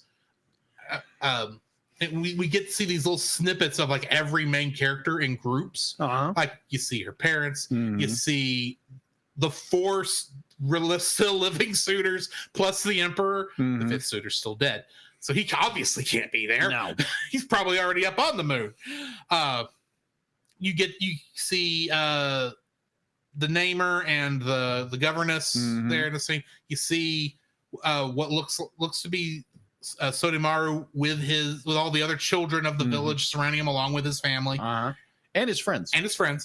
You do get this, like, here's all the main people of this story who are just now realizing they are losing something, especially those who aren't there. Yeah, but they are losing something that had they done something differently, had they appreciated her, would have been. That's kind of what this comes down to. No one, except for maybe the mother, and it did take her a little bit to come around. Nobody appreciated Kaguya for who she was. No, they all were trying to turn her into somebody else. Agreed. They weren't taking into what her wants and needs actually were. They're using her as an excuse to elevate themselves. Yeah, in a lot of ways, yes. And in so many ways, she was so loving of her family and of her friends that she went along with it to the point where, she was literally trying. Even the five suitors, while three of them legitimately at least tried to, or at least one of them at least tried to do what was asked for, and the others at least tried well enough to fake it, and then the other two didn't even bother trying, which still the guy who brought the flower only for his angry wife to be in there was hilarious. Oh, that was an hilarious moment. Oh my gosh. That was a hilarious moment. Wasn't that the mother actually? No, it was his wife.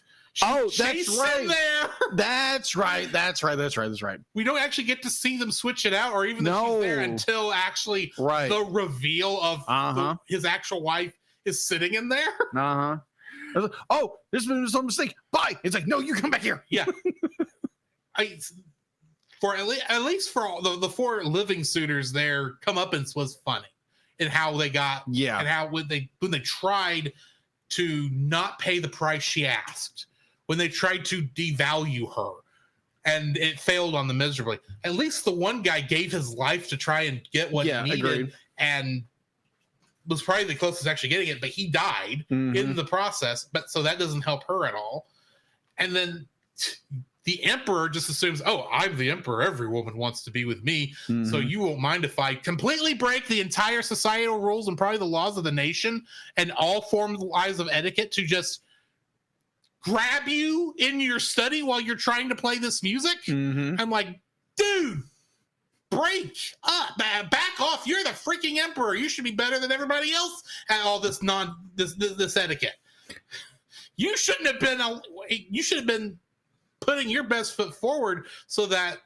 I'm saying he should have been doing better than everybody else at trying to win her. And yet his way of doing it was pretty much break into her room and grab her. Yeah.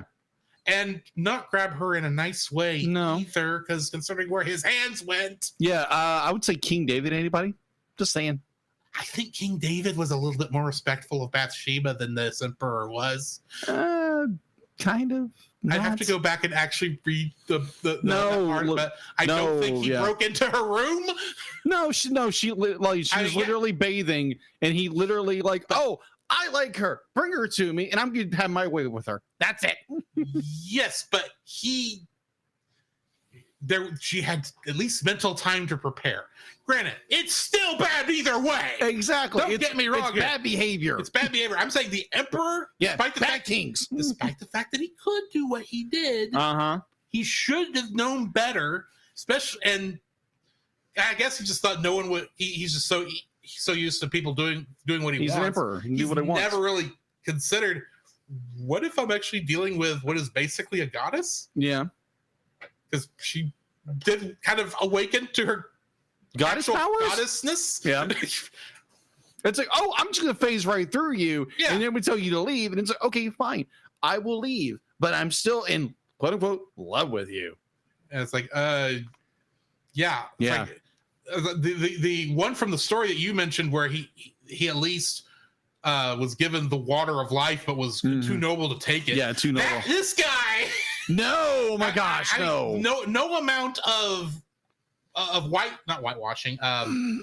Gaslighting. That's not the word I'm looking for either. Right. But no amount of cleaning this up is going to make this guy look like he's the kind of guy who would climb Mount Fuji and throw a pitcher of eternal life water into it. No, he literally did the exact same thing in the story. Well, that's not very. Because it'd be like he literally went to her. That may be what the nobility does, but that's not what it should be doing. Yeah, true. But also, this is like, yeah. And also, I'm not surprised because I have read most of Journey to the West. I'm not surprised. No. But what the way this is written. But anyway. Yeah. So yeah, I guess I kind of got off track there, but a little bit of a rant. Rantmaster activated. This audio clip owned by Nate Marchand of the Monster Island Film Vault. For more information, please go to monsterislandfilmvault.com. So what was my second like, actually? I have no idea. I guess it was like the emperor's behavior or something. That's what it comes down to. It's like, yeah, it was everybody's behavior in this movie. That maybe not where I started with this dislike. No, that's what it became. Yeah, it's like, that's what it comes down to, is the fact that nobody appreciated her. No. And I get that that's the point of the story. Right. You don't have a story if you had more people appreciating her. Sudamara is the only one who appreciated her, but he never was around. Right. So, yeah, I just, this is one of those things where I think it's done well. I don't want to take it out of the story because that's what the story is about. At the same, it's one of those things. It's like back with Grave of the Fireflies. Your dislike of what's his face, the main character. Yeah, the coward. Yeah, very much coward. I can't think. I don't remember his name. Sorry. Very terrible, worst brother of the year. Yeah, that was one of your dislikes, but it wasn't because you thought it was done poorly. It was because this guy literally did all this to himself, and that's something you just did not like about the film. Yeah, but it's something you're supposed to not like. So yeah, that's this for me. It's the fact that this character, the princess, it doesn't matter that she was from the moon. Mm-hmm. It doesn't matter that she had unearthly beauty. It doesn't matter that because of her, all this weird stuff happened. She should have been appreciated for who she was from the beginning. And ironically, had all this other stuff not happened, she may have more likely had been. If she was natural born to that family, yeah, she'd have had to grow up in the forest, but she'd have been happy. Yeah. Instead, because of the way things went and the greed of mankind, and There we go. the That's sinfulness of mankind, Yeah. to use the Christian term. Granted, she kind of got down there by ill means to begin with, but yeah, the fact that this girl goes from being that's supposed to be the pretty much the most precious thing that everyone's chasing after, and they really don't care about it. They care about her. They care about what her being there does for them. That's what I don't like. Okay, So, fair enough. Fair enough. that's my dislike. And honestly, you know what? That's my last dislike. Okay, fair enough. So I don't have a third. Okay, so my second dislike, again, it's kind of arcing back to what you were talking about. It's like, because in the story, in the original folktale, be like, it's not even really told why Kaguya, or the moon princess, was banished from the moon. It's not really explained. Oh, she did something wrong. Yeah, the movie doesn't really explain that. No, it doesn't explain either. And that summary, I think, is taking some liberties from the original story. Yeah, it is. It's taking some liberties, but it's more of, because most likely she just did something in the eyes of the Buddha she didn't like. Yeah, which could have been anything. We're talking about Buddhism here. Yeah, but there again, like, no disrespect to anybody who is a Buddhist. We don't agree with you from definitely from a Christian standpoint, because Buddha is just a man. That's all he is, pretty much. Who enlightened. That's it. But yeah, if you want to, like, discussion is open. Anyways, so it's like, oh, because she did something that the Buddha didn't like, that's why she was banished. But there was a part of me, I'd be like, this is a nitpick, but it's more like Princess Kaguya was kind of her own downfall in a lot of ways, because she would do everything she can to be like, yeah, it's a strong female character, like you have in a lot of Studio Ghibli films. I think it took it a little too far, because by the end of the movie, it's more like, okay, I'm kind of done with this character. Be like everybody who's trying to either help her, build her up, or build themselves up, she's railroading everything for her own, if not for anything else, just out of spite for everything. Now, I granted, be like, you had this level of respect for her father and the whole bit, but again, like Drew said, be like, it's like everybody's trying to use her, like not seeing the potential, her, like, who she really is. But at the same time, but like, by the end of this movie, I'm like, does she even really care? Because correction, let me back up. Here's my second dislike of this film. This whole be like, oh, the moon's gonna come take me away, comes out of nowhere in this movie. Yeah, we don't even know she's from the moon until. And granted, there's something mystical going on, because she appears in a bamboo shoot. Yeah, it's a tiny, very, very tiny, and she's very goddess looking at the time. Yeah, and then she morphs into a baby. So something weird's going on. But, yeah, and the fact that she grows fast. But they do not hint at the fact that she's from the moon until she says, "So I'm from the moon, and they're coming, and the moon is coming back to take me home." And it's like, where did this come from? Are you sure you didn't just go crazy in that moment? Well, granted, we see her disappear in front of him, and there's that other moment where I do want to go back and look and see if the moon is in that shot when she falls asleep and then gets transported back to the party. Yeah, but yeah. In the original source material, be like she is described as a moon princess or little moon. Yeah. But here we're not given any of the information. You get one shot where you see the moon. That's about it. Yeah. And admittedly, the light that shines out from the bamboo is kind of moonlightish. Kind of. And its look, but right. You really don't have anything that tells you that's what it is. No. It just looks like it's ethereal light. So. Exactly. So, like at this, at the third act, it's like she gets this revelation. It's like, oh, the moon's going to take me away. I'm like, what? Couldn't you set that up a little bit earlier? I understand. Be like, if you read the source material, this was happening. Granted, while I do agree with you that they don't hint at this at all, really, Mm-hmm. I do actually kind of wonder if that was kind of the point, because Probably. this is going to come out of nowhere. Agreed. To her parents also, because let's face it, nothing really crazy that they're aware of has happened since she was a baby. Yeah. And a lot of crazy stuff happened when that was the case, because yeah, the mother was not a mother at that point and was not ready for that sort of thing. And all of a sudden, she was aware.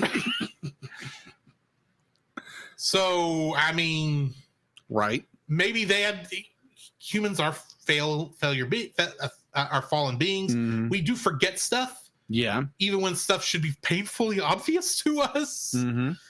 So I can see maybe naturally, since nothing crazy had happened, maybe they didn't trust their memory. They knew that they knew the gold and the cloth came from somewhere, and they weren't sure where, but maybe they had rationalized it. So the idea that she was anything but just a really pretty girl that was their daughter probably just really didn't occur to them. I'm rationalizing what I was complaining about earlier, how they weren't appreciating her. Right. But, so yeah, I can see it, because the movie not telling you any of that, it kind of gives you that same feeling they have when she says, the moon is coming to take me back. You're going, I'm sorry, what? Yeah. I think that's kind of what it's going for. Yeah, I agreed. But I also get why it would annoy you. Yeah, it is like, I understand the reasoning why they do that, because be like the folklore, whatever, it's the original source. But I wish they would have given a little more lead up to it, and it's like kind of hinted at like, oh, she's actually from the moon. Be like, because in the source material they give you plain J, she's from the moon. Yeah. But in this they don't. So it's kind of a disappointment they didn't lead into, oh, she's a moon princess, falling down here because this and this and this, and because there's a lot of like go ahead. Would you have wanted her to have a black cat with a crescent moon on its forehead that gives her a brooch that turns her into a magical girl who's fighting evil by moonlight, winning love by daylight? No, and not being a ditz. Gets 4 friends who appreciate her? Yeah, or at least does everything for her. Because from the show, they appreciate her. Yeah, in the show, they appreciate her. Oh, I agree. Because even though they get annoyed at her a lot. I agree. What I understand. Okay, we're going a little tangent here. Yeah, Sailor Moon is what we're talking about. Yeah, Sailor Moon. If you haven't got the what we're talking about, Usagi Tsukino was the reincarnation of the Moon Princess. True. So this character. But what I'm referring to, even though her name means rabbit on the moon. Yeah, rabbit. But what I'm referring to, a different folklore. But anyway, yes, what I'm referring to is the fact, because I watched a few episodes, because I remember we were talking about one day. I was like, I'm going to watch that. Yeah, because I watched a little bit here and there when it was on Crystal, right? Or the original. I think it was it wasn't Crystal. It was like the original show. Yeah, the OG. Okay, so I remember watching this and I'm like, wait a minute, like. Okay, she's Sailor Moon, but she does nothing. She literally she gets her powers. Oh, she gets the cat. Oh, she gets this. And she literally does nothing. The Sailor Scouts come in, save the day, and then Tuxedo Mask does. Or Tuxedo Mask comes in, saves the day. She literally does nothing for herself. Everybody else helps her. Yes, she does. A little bit. I mean, they have to save her. They have to save her butt first, but she does at least eventually throw her tiara or throw her stick in the air all she does. and heal the monster. Yeah, that's it. That's She does eventually do that in every episode. Yeah, exactly. But she has to be saved first. Yeah. So, granted, the one that introduces Sailor Mars, I mean, she does jump into that bus that's going to travel to the demon realm without really asking what the crap's going on. But to save the kids. I didn't see that part. Anyway. But it's like, this is more like, wait a minute. Why in the world be like she's the hero that needs to be saving every episode, and yet she's the hero of the story, which is like I never understood that. I will explain it after the show. Okay, fine. There is a good reason for it. Fair. And then I'll give you the short version. She hasn't awakened her memories as the Moon Princess. I'm aware of this. She's still the teenage girl who doesn't know what the crap's going on. Other than every once in a while, she has to turn into the sailor suited warrior of justice. Yeah. Anyway, continuing. Are we ready to rate this thing? Yeah, let's rate it. This is the kind of jump ahead. We got off track so much. Yeah, Sailor Moon, Harry Potter. It's like, yeah. What are you rating this film? I'm rating it. Let me go back to my notes. Because I'm rating it 9.5. Wow. Okay. This is a good film. Wow. It's a well-made film. It's not one I'm returning to. Okay. I appreciate it for what it is. I enjoyed it for what it was, but it's not something I'm returning to soon. Fair. And it's because I don't return to tragedies that often. Fair. Like Godzilla -1 might be the only one I've returned to as quickly as I ever have. Okay. So, yeah, 9.5. I'm gonna give it an 8. Okay. Like it's solid. Like it's good. It's worth a watch. Is this something I'm gonna go back to watching? Probably not. But like the only reason I'll probably go back to watch is get reference for the artwork I'm gonna do for this episode. Yeah. But my thought of what's the art's going to be interesting because it's more like a younger bamboo girl. Just she's wearing a Batman shirt. Works for me. Yeah, that's my thought. Comments down below. Just let me know. We are taking the week of Thanksgiving off. Yes, thankfully. But if you thought that with the finishing of season 2 of Spy Family that we were done for the year? Oh no, we aren't. Because our first episode in December. Oh right, Spy Family Code White. That's right. Available on Crunchyroll if you've got that, or you'll have to rent it from Amazon. Yes. So join us for that. Yeah, that's gonna be fun. In the meantime, I'm going to go to the intermission. Shout out a Culture Box person. And when we get back on the other side, we will get to talking about some more Batman.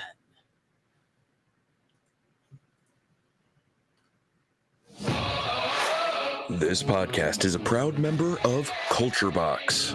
Whether you enjoy geeky reviews, comedy, or original fiction, you can open up the Culture Box and find something excellent for your soul. Point your web browser to culturebox.media. Hang on.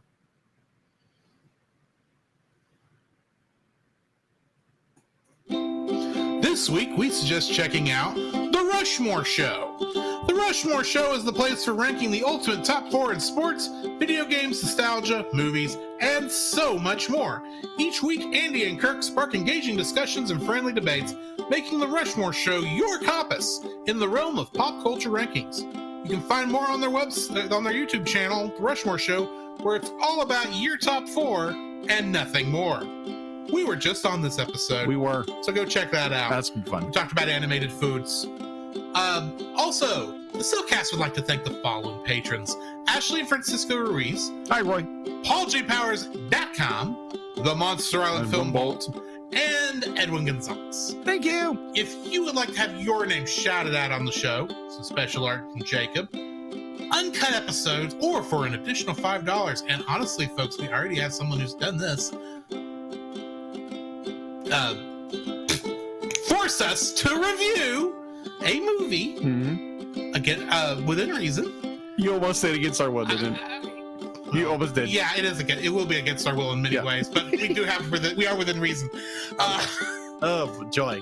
You can go support us over on Patreon. And if you don't want to do Patreon, but you still want us and you still want to support us, and you would like a cool t-shirt out of the deal, go buy a t-shirt or a sticker or something of the like over on our Redbubble store. You can find more of that stuff out in our show notes.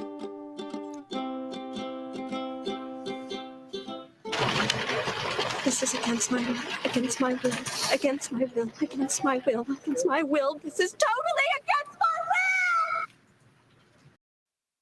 will! I am vengeance. I am the night.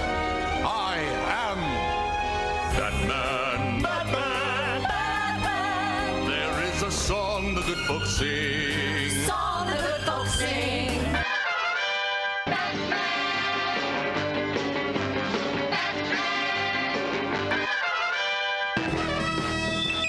In the great hall of the Justice League.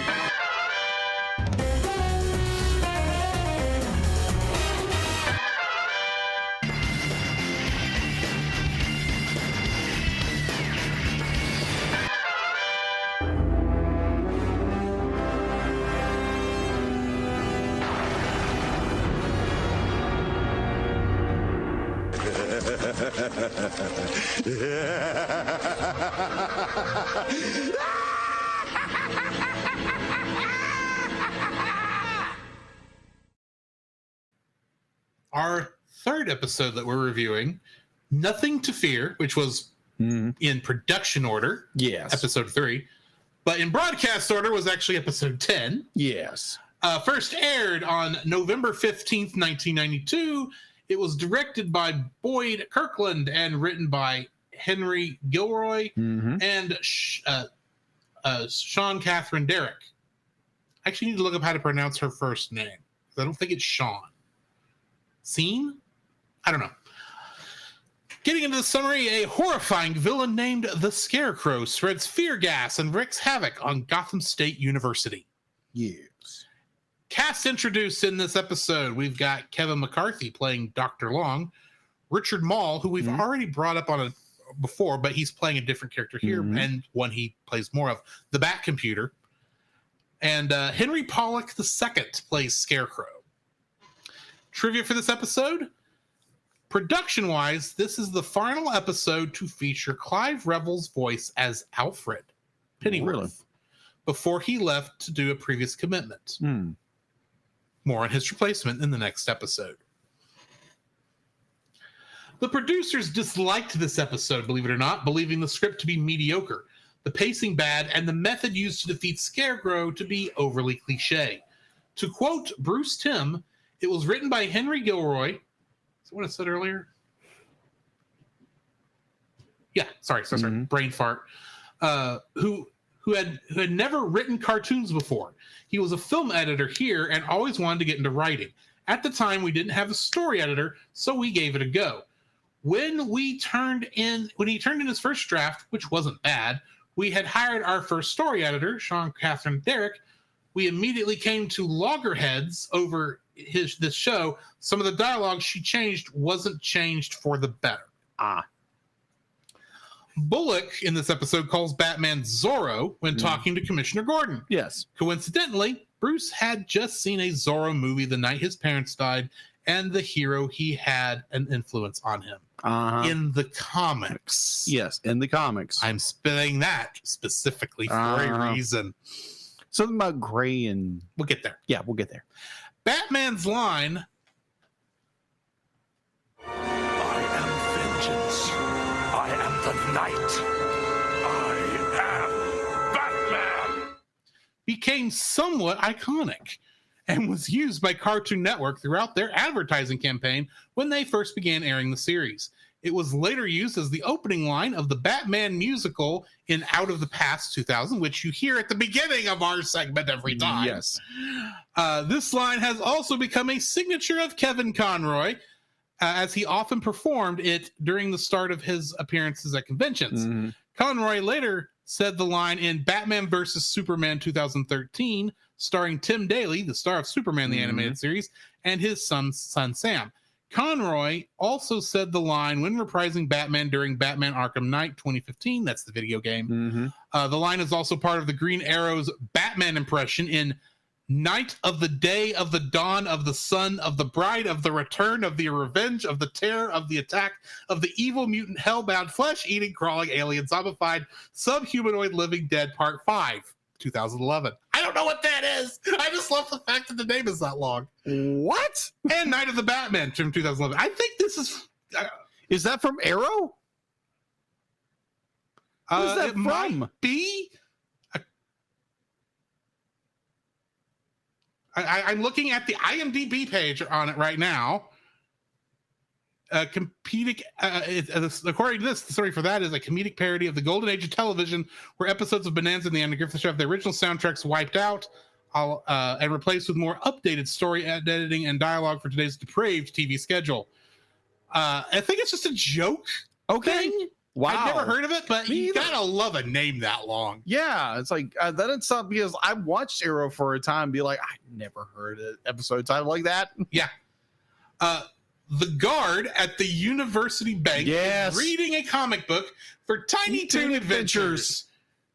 I would have loved if he had just said, if the guard had gone, no relation.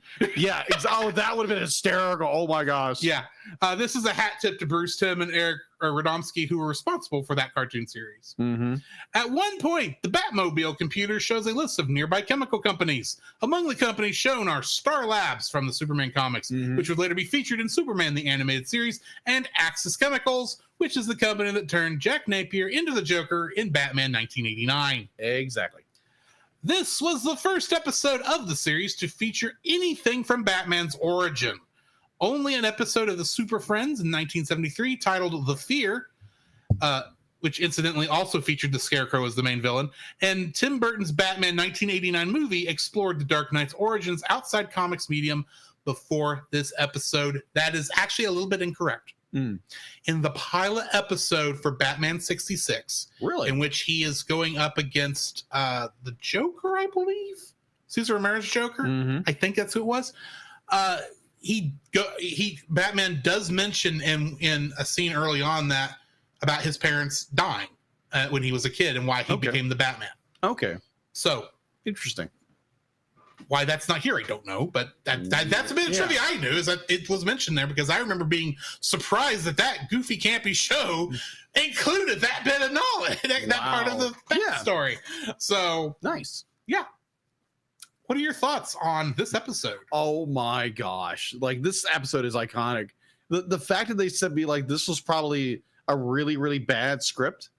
Like, I just don't see it. It's the original script. I think they said was okay, but they had done a couple of rewrites apparently, and the changes the new story editor did were apparently not the best. Okay, fair enough. But I still love this episode. It delves into the phobia of fear, and I absolutely love it because okay, Scarecrow.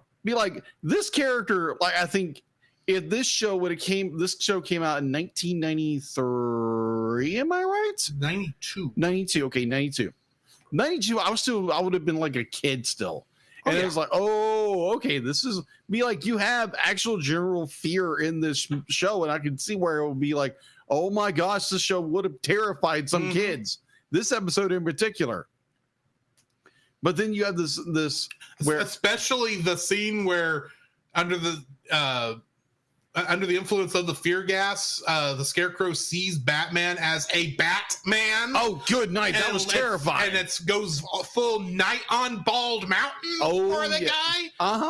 Chernobog is in the house. Yes, agreed. Agreed. It's very, very well done. I love this episode. And again, you get that iconic I am vengeance, I am Batman. Which I didn't realize was this episode. Oh, yeah. So I'm sitting there watching, and Bruce is having it out on the edge of that blimp with a vision of his father, and he starts going, I am vengeance, and hairs on all parts of my body stood on end, because it's that audio clip that I've heard a million times. Oh yeah, and it's what Kevin Conroy's Batman is known for saying. Yeah, because when I saw the title, like, this is that episode. This is that episode where the iconic scene is, and it is a brilliantly well done. Because you get to really know who Bruce is as a character. You find that he is, like, obviously he's a rich playboy, but he's so worried that what his legacy is, and how does he measure up to his father? How does he has he disgraced his father? Obviously he hasn't, because it'd be like, even Alfred says at one point, be like, your father would be proud of the stuff you were doing for your city. Yeah. And he knows, Alfred, and then Alfred says, I know because I am. Yeah, I know I am, which is a really touching moment, because it'd be like, Alfred literally raised Bruce. Yeah. And after the death of his parents, be like, there was Alfred. And it's like this beautiful episode where we get, the vulnerable Bruce that is being Batman, being, the character he is. Yeah. And we get, I think this is more of an iconic episode. I love this episode. It is just pure Batman the Animated Series. Yeah. I can't say so much for the next episode, but you have animations done so well, so incredibly well. It's not on leather wings animation, but it's still so good. The next episode, not so much. Well, we may be in disagreement. Okay. But from a meta narrative perspective, okay. Because granted, this was never, I don't think it ever really actually intended to be seen in this order, but it's nice how well it works in this order. The fact that it's this episode where we actually get to meet Bruce Wayne as a character. Yes. The true amount. Let's face it. There's Batman. He's one character. Yeah. Bruce Wayne is another character. They don't really amalgam into one person until you deal with the death of his parents. Yeah. It took until the third produced episode and the 10th broadcast episode for them to actually get around to doing this. Yeah. And it works in such a good way. Granted, there is the ending of this, I don't like as well. Okay. Because literally it's like, the guy who invented the fear toxin inhales the fear toxin, and it's a little odd. It's like, it makes sense in Batman Begins when that happens, because Batman kind of forces him to inhale the fear toxin. Here, it doesn't make sense at all. No, it doesn't. Like, literally, he takes the mask off and he's doing something else, and the gas is on, and it's like, why? I was like, do you think you have some kind of immunity to it? There's not even the idea that maybe it can't be he's got immunity, because we obviously see he doesn't have an immunity. Yeah, obviously. But it's like maybe he wasn't thinking. It's kind of it's more like we wrote, or it feels more to a degree where they wrote themselves into a corner, into a blind spot, and then did this to get them out of it, so at least we get the good kick butt ending for Batman. Yeah. And great, it works from Batman's point of view, but the fact that the Scarecrow does what he does in this episode at the end makes no sense to me. I agree. Now, that being said, I do have one other little issue from an art perspective. Okay. The head of what's his name? The Scarecrow's normal when he's not in the mask. Crane, yeah. When Crane's not in the mask, that head is an entirely different shape than when the head is in the mask. Right. That bugs me. Okay, fair enough. Because it goes from being kind of this pencil head kind of a look to all of a sudden big head. The guy on the cover of Mad Magazine. You're not kidding. And it's like, okay, that kind of works, but at the same time, there's no way that head fit into that mask where it looked like that. No. I'm sorry. No. That's a minor thing that bugs me. Yeah, but fair. Anyway, it's still a good episode. Yeah. I don't think it hits me like, say, Christmas with the Joker does in terms of iconicness. But, yeah. That is fair. Speaking of the Joker, Yes. The Last Laugh, which is the 4th produced episode in the 15th broadcast. It originally aired on November 22nd, 1992. It was directed by Kevin Alteri and written by Carl Svensson and Sean Catherine Derrick. In this episode, the Joker's plot to send all of Gotham into insanity with Joker gas from a garbage scow leads to a battle on the water.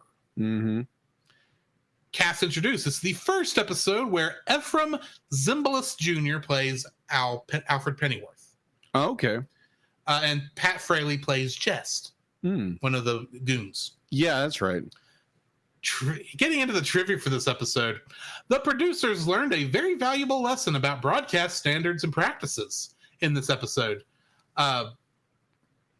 Due to Batman's fights with the robotic henchman Captain Clown. Oh, yeah.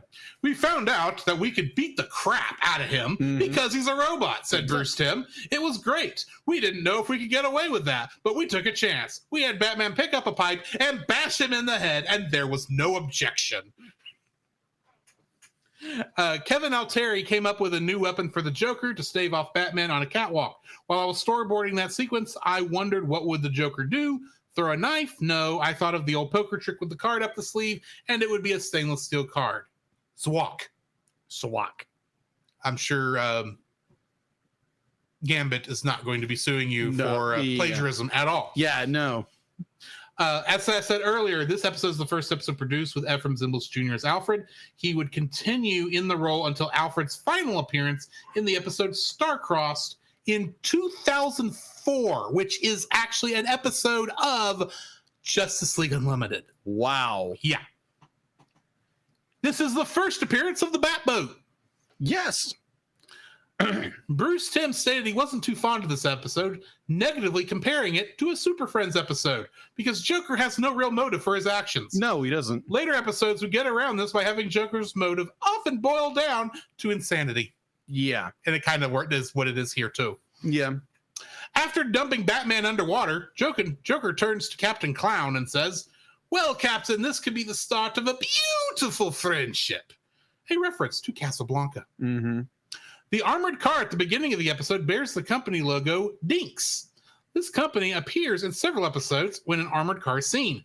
Dinks is a parody of the real-life Brinks Armored Car and Security Service, which is also famous for its home security systems. When Batman comes up from the Batcave to check on Alfred, he exits through an open bookcase.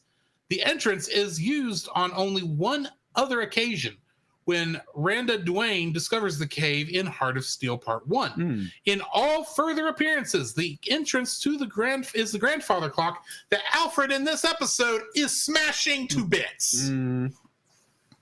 When Batman comes up from the... Oh, sorry, I just read that one. Director Kevin Alteri plussed the script with more exciting action, devised with storyboard artists Brad Rader and Tony Salmons. Other than dialogue, what you see on screen doesn't really resemble the script at all, says Alteri. In the original, Batman kept getting garbage dumped on him. This was the first Joker episode scored by Shirley Walker. Her Joker theme was hip-hop, recalls Bruce Timm. It was so far away from the Danny Elfman sound. I was stunned, but then I thought, man, this is really cool.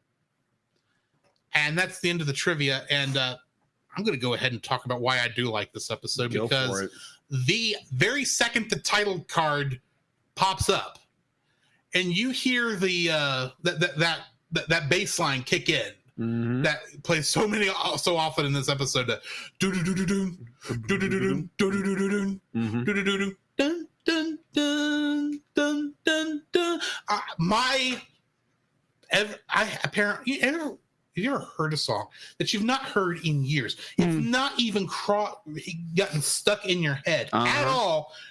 And then you watch this thing and you hear it and go, I remember this. Because I'm sitting there going, I think I know this episode. I think I know which one this is. There's the green radioactive garbage scow I remember from this episode. Yep. Now I'm just waiting for one of my favorite lines from the Joker. You killed Captain Clown. I hated you killed Captain Clown. Or whatever exactly he says the last part. This is just a fun episode for me. I get that it's goofy. I get why people don't like it and why it's just it doesn't even have the oomph I would say that Christmas with the Joker had. Agreed. But it was just kind of this fun episode. And plus, this is another one of the other things that from this episode that stuck with me was when Batman gets in from an obvious hard night of fighting crime, and Alfred says, by the way, sir, I drew you a bath. And Bruce Wayne goes over there and to the bathtub, and it's empty, and says, "What gives, Alfred?" And Alfred holds up a picture of a bathtub. Says, "I told you, I drew you a bathtub." April Fools. That stuck with me all these years, and it was like one of those moments where it's like, I know this. I don't remember what it's from. And I watched this, and I was like, this is what it's from. Okay. And then obviously you have Bruce gets his upcomings from Alfred. It's like, yeah, you broke this vase, but like, yeah, I'll just take your salary the rest for X number of years. Right. And it's like, oh yes, sir. Be like, yes, Alfred, April Fools. And it's just like lighten up. It's like, I'm not gonna take all your money. Which does mean that technically Terry got it wrong in the Return of the Joker when he says that Batman wouldn't know a joke if it bit him in the cape. Bit him in the cape. Yeah, he knows because he knows the joke. It's just he doesn't laugh all the time. No, he doesn't. Be like they emphasize in their episode. It's like yeah, because he doesn't. He takes things that real so seriously. Mm-hmm. They kind of change that later on in the series, but yeah. Like overall, it's a good episode. Yeah. There's animation errors a lot in this episode, but it's one of those things where it's like I don't care that there's animation errors here. I was in the opposite. It drove me nuts half the time. I didn't notice them. That's the really thing. Because I'm just sitting there and I'm like, got a smile. The minute the garbage scowl, I saw the garbage scowl. I'm like, it's this episode. Now, yeah, I do know. I take it back. There was one I caught. It's the fact that the garbage scow goes past where the armored car falls in. Yeah. But then it just sits there when as it's going towards the bottom back. So yeah, there's little bits here and there. I'm sure animation error. But at the same time, when I'm watching it, it's like, I don't care. You killed Captain Clown. And then that shot of the Joker as he's sitting on the cube of smashed Captain Clown. Yes. Going through the conveyor belt with that big Joker smile on his face as he's going past the air vents and the little light shining on him. It's like, oh. Yes. It's good. This is where my memories of the Joker come from when they don't include Harley. Oh, gosh, yes. Okay. So, yeah. That is totally fair. To me, this is just a fun episode, and it brought back a lot of fun memories of being a kid watching the show. So, yeah. Your thoughts? Yeah, I'm like, I don't remember this episode so well. Obviously I remember you killed Captain Clown. I remember that. That's a fun line. It's a fun line because it's Mark Hamill. He eats this character's lines up like no one's business. They're gonna be like, for me, unlike you, be like, you have nostalgia for the episode. I don't.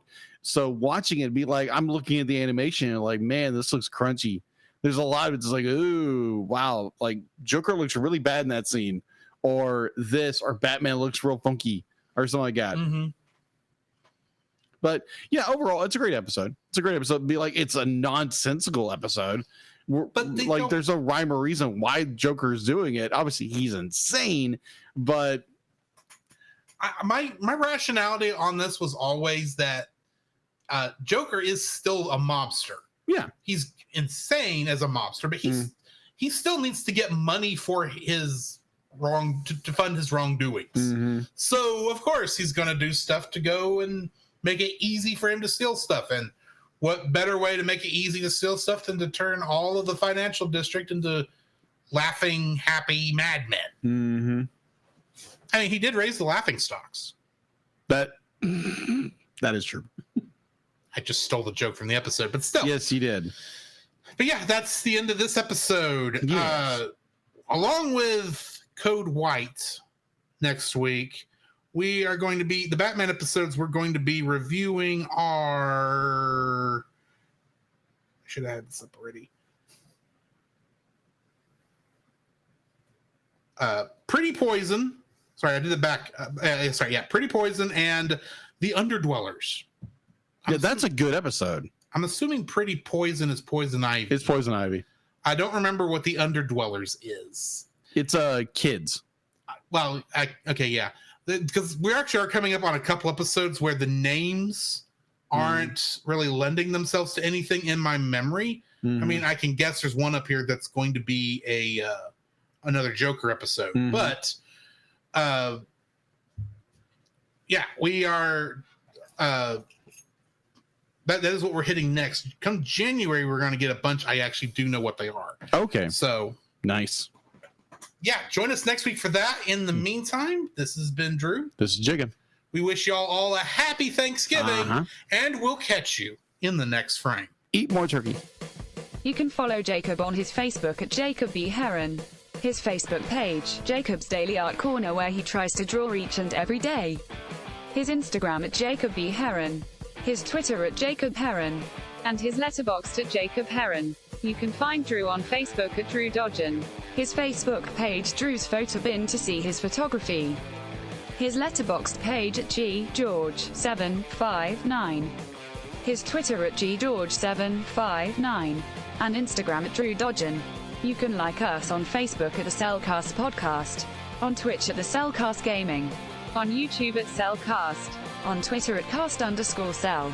The Cellcast can be found at Apple Podcasts, Google Play Podcasts, Stitcher, Spotify, or anywhere else fine podcasts are downloaded from. Please rate and review us where you found us, and also on Podchaser. Email us at thecellcastpodcast@gmail.com. The Cellcast is a proud member of both the Pop Americana and Culture Box media networks. For more information, please see the link in the description. Our theme song is Drop and Roll by Silent Partner. And remember, that's Cell with a single L.